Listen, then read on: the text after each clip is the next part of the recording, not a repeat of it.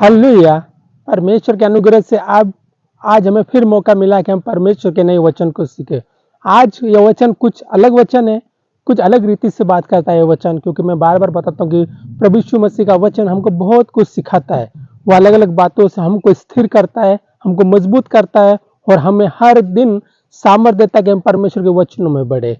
मैं उन सब के लिए भी बताना चाहता हूँ, और जो रोज प्रार्थना करते, वचनों में रहते और परमेश्वर की संगति में रहते हैं, और जो नहीं रहते उनके लिए भी। सबसे पहले जो परमेश्वर की संगति में रहते, परमेश्वर के साथ जुड़े रहते हैं और परमेश्वर की भक्ति में रहते, परमेश्वर उनके लिए भी कहता है। अगर आप 1 कुरिन्थियों 10 का 12 वचन को देखें तो उसमें परमेश्वर ने लिखा है कि जो समझता है कि मैं स्थिर हूं वो चौकस रहे, कहीं गिर ना पड़े। हालेलुया। इसलिए जब हम ये समझते कि आज हम स्थिर है, लेकिन हमको चौकस रहने की बहुत जरूरत है। हमें हमेशा परमेश्वर की अधीनता में रहने की बहुत जरूरत है कि परमेश्वर हमें गिरने ना दे। हमारा परमेश्वर हमें गिरने नहीं देता, लेकिन वो बोलता है कि चौकसी भी बरतो, क्योंकि उसने कहा कि झूठे भविष्यवक्ता उठेंगे, झूठे प्रोफेसी करने वाले उठेंगे, बहकाने वाले उठेंगे। इसलिए हमारा परमेश्वर के वचनों के साथ इतना मिलन होना चाहिए कि हमको भड़काने वाले लोग, बहकाने वाले लोग, यहाँ से वहां ले जाने वाले लोगों की हमें पहचान हो जाए। और जो लोग प्रार्थना नहीं पढ़ते करते, जो वचन नहीं पढ़ते, तो आप सोच के देखिए,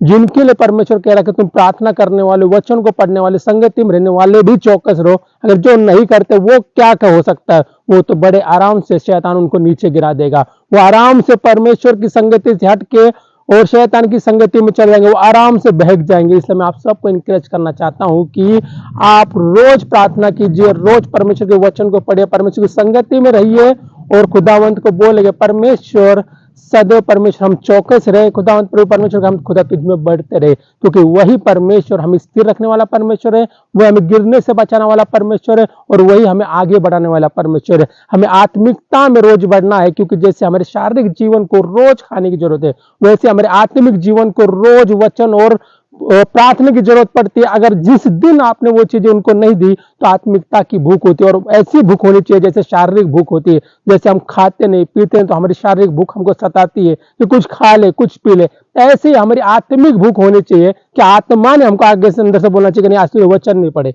मैं आज तूने प्रार्थना नहीं करी, मैं व्याकुल, मुझे तृप्त कर। और जैसे तुम वचन को पढ़ लेते हो, प्रार्थना कर लेते हो, तो आपकी आत्मा तृप्त हो जानी चाहिए, और आपको एक सेटिस्फाइड फील होना चाहिए कि हाँ, आज मेरा आत्मिक जीवन भी फुलफिल हो चुका है। इसलिए फिर मैं एक बार कहता हूं कि जो ये समझता है कि मैं स्थिर हूं, चौकस रहे, कहीं गिर ना पड़े। इसलिए रोज परमेश्वर से जुड़िए, परमेश्वर के साथ चलिए। आप सभी को ये वचन आशीष करे। जय मसीह की।